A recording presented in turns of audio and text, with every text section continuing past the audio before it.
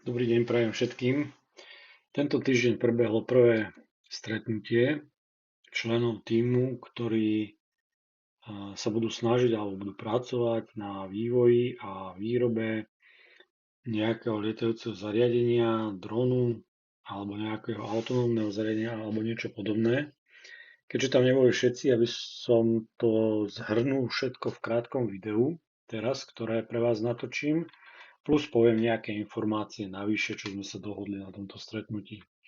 Takže moje meno je Martin Ecpal a pracujem na Ústave výrobných technológií, kde je riaditeľ pán docent Buranský. A o čo vlastne ide?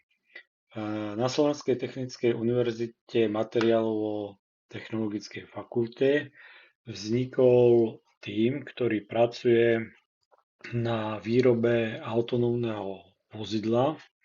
V podstate sa jedná o tím Kamzik, ktorý už nejakú dobu funguje a na niečom pracuje. A, a v rámci tohto týmu Kamzik je časť, ktorá sa bude venovať vozidlu, potom je nejakým spôsobom záujem pracovať na niečom, čo bude chodiť po vode, čo bude plávať ako ponorka, plus nejaké zariadenie alebo niečo podobné, čo sa bude pohybovať vzduchom. Či to už bude dron, alebo či to bude lietadlo, alebo či to bude niečo, balón, vzducholoď, tak to je na tom, ako sa dohodneme. Prečo to vzniklo? V podstate tento projekt Kamzik je financovaný, sú k dispozícii na to financie. Vzniklo to z dôvodu toho, aby sa podporili mimoškolské aktivity fakulty. Niečo podobné ako na Slovenskej technickej univerzite sú nejaké formule, sú nejaké, ja neviem, niekto tancuje, niekto spieva, niekto sa venuje športu a tak ďalej a tak ďalej. A práve univerzita chce podporiť aj ľudí, ktorí niečo vytvárajú alebo chcú niečo vytvoriť, nejakým spôsobom sa angažovať.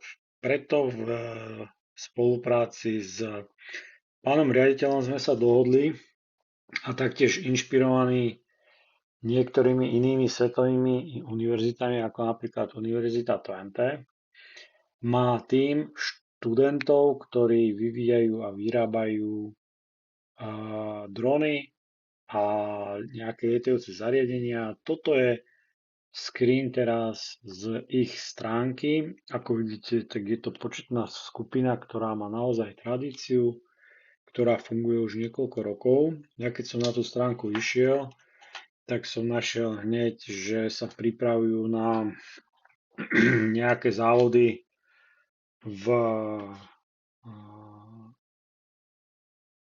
Amerike, v USA.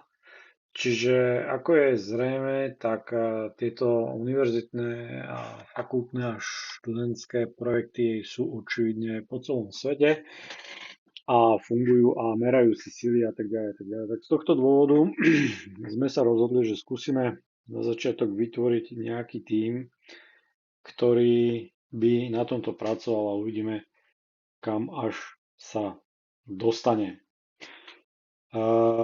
Prečo sa pán riaditeľ rozhodol, že poverí tým mňa, alebo prečo sme sa tak dohodli? Je to preto, pretože keďže som na Ústave výrobných technológií a sedím v Centre excelentnosti peťosového obrábania, tak tam máme niekoľko možností na výrobu ako takú. Jedna z toho je aj 3D tlač a mne sa podarilo aj s niektorými kolegami a študentami vyrobiť lietadlo, ktoré letelo nejaký čas. V podstate sa tomu letectvu venujem nejakým spôsobom od malička, tomu modelárčeniu, takže preto sme sa rozhodli, že skúsime nejaký takýto tím zoskupiť a skúsime niečo vyrobiť. Čiže aká by bola úloha celého toho týmu? Úloha celého týmu by bola pracovať na vývoji a výrobe nejakého lietajúceho zariadenia. V tejto chvíli ja neviem, či to bude dron, alebo či to bude plošné, alebo či to bude čokoľvek. V podstate to, čo to bude, záleží od toho, ako sa my dohodneme. Hej, toto je úloha, ktorú musíme rozlusknúť čo najskôr, pretože čas ide a z toho budú súvisieť aj nejaké nákupy v rámci financií, ktoré sú pridelené na tento projekt a od toho sa budeme musieť nejakým spôsobom odraziť. S tým, že ja nemám problém robiť aj dve veci paralelne. Keď to bolo 3, 5, 10, tak to už problém je, ale pokiaľ tá skupina, ktorá bude mať záujem na tom intenzívne pracovať, bude dostatočná a e, istí ľudia sa budú snažiť vyrobiť dron, ďalší ľudia sa budú snažiť vyrobiť plošné lietadlo, tak s tým nemám problém. Samozrejme, nebude to takým spôsobom, že teraz každý, kto si čo vymyslí, tak bude sa to nejakým spôsobom robiť a pôjdeme do všetkého. Nie. Dohodneme sa a na tom budeme, na tom budeme pracovať.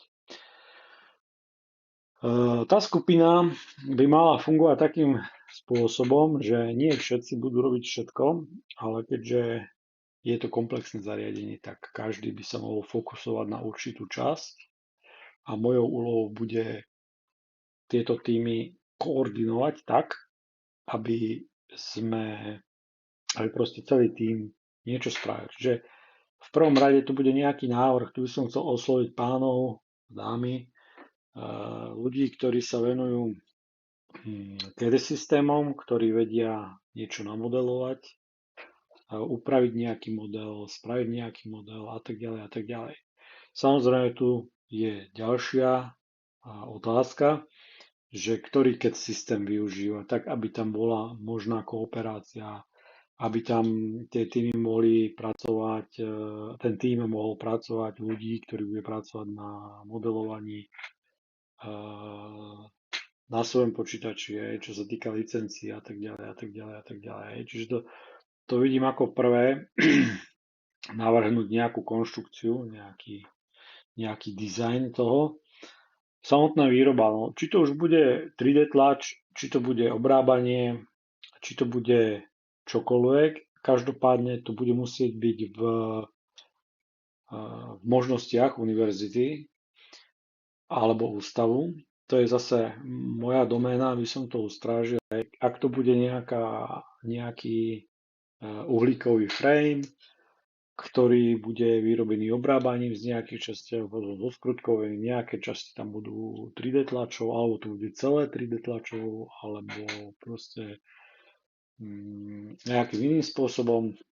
Skrátka, od toho budeme musieť zase zabezpečiť to, aby to bolo možné a vyrobiteľné u nás na ústave v rámci možností a v rámci toho potenciálu, ktorý máme. A aby sme sa dopracovali teda k úspešnému výsledku. Čo sa týka elektriky a riadenia. My ako fakulta máme k dispozícii systém MATLAB. Tento systém používajú hlavne študenti, ktoré sú na ústave automatizácie. Ja by som bol rád, lebo ja o automatizácii neviem absolútne nič, keďže som na ústave výrobných technológií, takže by som bol rád, keby ďalší tím a ďalší študenti sa zamerali na toto. Samozrejme, v tomto kontexte budú musieť byť nakúpené všetky tie riadiace systémy, ovládače a tak ďalej a tak ďalej.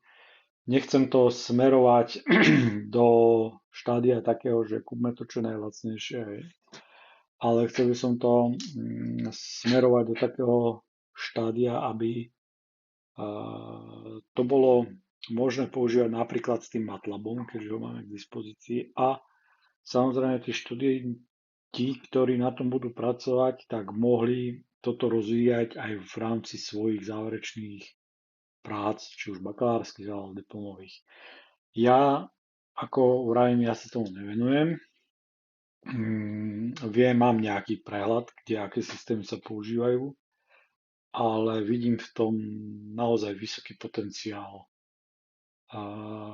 realizácie sa pracovať na takomto systému a sklbiť aerodynamiku a mechaniku letu s modelom počítačovým a to aplikovať na lietajúce zariadenie. Takže tu by som chcel poprosiť ďalších študentov, ktorí robia v tomto odbore a vedeli by priniesť,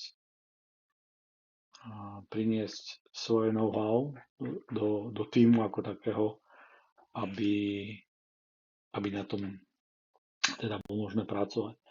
No, čiže ja som to rozdelil, to som už povedal, CAD modelovanie, teda skupina, ktorá má na starosti CAD modelovanie. Tvorba 3D modelov a tvorba 3D programov v rámci špecifikácie na 3D tlač alebo výrobu obrábaním, nejaké uhlíkové konštrukcie alebo niečo podobné. Návrh elektroniky, zase automatizácia, akumulátory, pohony, aby to malo svoj význam a svoj zmysel, aby to nebolo také, že niečo sa navrhne a proste to potom zapríde na to, že tie motory sú slabé alebo že tie motory sú s daným pohonom s tou vrtulou absolútne nepoužiteľné. Sú nejaké systémy, ktoré vypočítavajú kapacity akumulátorov, výkony akumulátorov, pohonné jednotky, k tomu vrtuly, účinnosti a tak ďalej, aby to fungovalo. Riadiaci systém, to som už hovoril, MATLAB, hej, či tam už bude nejaká kamera, nebude nejaká kamera, alebo senzor na kooperáciu s tým vozidlom a niečo podobné. Neviem, ja viem iba, že existuje PixHawk a ten je hardwareovo kompatibilný s tým MATLAB Toolboxom, ale to je všetko, čo viem. No a samozrejme, bol by som rád, keby niekto sa pustil do tvorby web stránky, natáčania videí, robenia nejakého promo okolo toho týmu, pretože nech spraví tým čokoľvek a nebude to dostatočne zreteľne a dobre prezentované verejnosti, nikto sa o tom nedozvie, tak to bude úplne že zbytočné. Čiže aj tu vidím potenciál pre tých, ktorí majú radi a sú aktívni na sociálnych sieťach, aby sa zainteresovali do tohto. No, riešili sme na tom stretnutí, ešte sa vrátim k tomu, to sme si povedali, že to bude plošné, vrtulové alebo niečo podobné. A dozvedel som sa, že niektorí kolegovia už lietali. Tam je zásadný problém alebo respektíve možnosť využitia riadenia vo viacerých módoch. Zatiaľ sme sa všetci zhodli, že máme plyn na pravej strane, ja ho mám tiež a riadiace systémy som už spomínal. Samozrejme, ja by som chcel, aby to nebolo len, že vyrobiť niečo a niekde s tým poletieť alebo niečo podobné, ale mám záujem hlavne v rámci vzdelávania, to znamená, vieme si prizvať nejakých odborníkov, ktorí v danej problematike pracujú. Napríklad, že by sme spravili prednášku ohľadne riadenia prevádzky a vplyvu takýchto zariadení na tú prevádzku, aby sme vedeli, kde lietať, kde nelietať, čo sa môže, čo sa nemôže. Ďalej napríklad, keby niekto chcel sa tomuto venovať profesionálne, aké typy máme dronov, aké potrebujeme na to oprávnenia, preukazy, kde sa to využíva, energetika, záchranné systémy, pretože celý ten Kamzik vznikol vlastne z popudu ako pomoc pre záchranné zložky pri nejakých si pohromách alebo niečo podobné.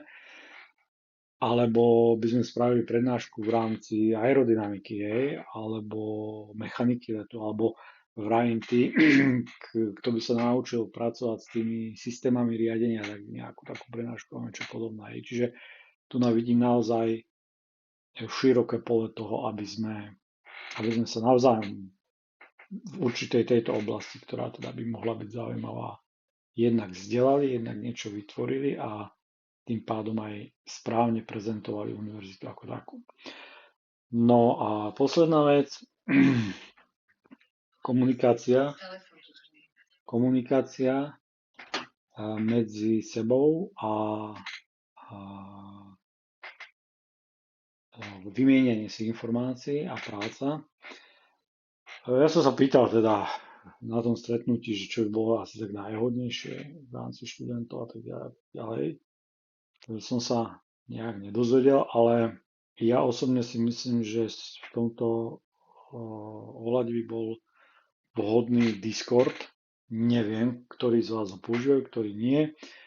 Aj s pánom riaditeľom som sa dohodol, OK, skúsime Discord. Je to platforma na komunikáciu, a dobrá platforma na komunikáciu, ja ho používam chvíľu, nejaký čas, neviem s ním robiť nejakým spôsobom. Čiže by som rozposlal e-mail, kde by bolo toto video, ktoré som teraz natočil a pripravil som pre vás, pripravil som Discord server, kde bude odkaz ako pozvánka, zatiaľ som tu ja, zatiaľ je tu pán riaditeľ a rozdelil som jednotlivé skupiny, to znamená nejaký úvod, CAD modelovanie, 3D printing a tak ďalej a tak ďalej. A do každej tej skupiny som dal zatiaľ, že iba pokrm, kde môžeme o tom diskutovať. Hej. Čiže ako keby sme sa stretli na tomto serveri, v tejto miestnosti, na tom Discorde a mohli tam komunikovať, nechávať si tam odkazy, nechávať si tam niečo, tak si myslím, že by to mohlo byť dobre a mohlo byť fajn. Čiže ja pošlem pozvánku do Discordu, zaradím vás ako užívateľov toho servera. Budem rád, keď sa zaradíte do tej diskusie. A tak ako vravím, prvé, čo potrebujeme vedieť, čo potrebujeme nejak rozlúsknuť, je, že čo to bude, čo budeme vyvíjať, či to bude dron, či to bude niečo podobné, pretože z toho už musí vzniknúť nejaký návrh pre nákupy a potom sa zameriať na tie riadiace systémy. Plus skupina, ktorá by tvorila kedy, tak ktorý keď použiť, skupina, ktorá by vytvárala programy pre 3D tlač, tak aký slicer alebo niečo podobné. Takže takto by som to ukončil. Teším sa na spoluprácu a dúfam, že sa vidíme čoskoro na tom Discorde. Ďakujem a pekný deň prajem.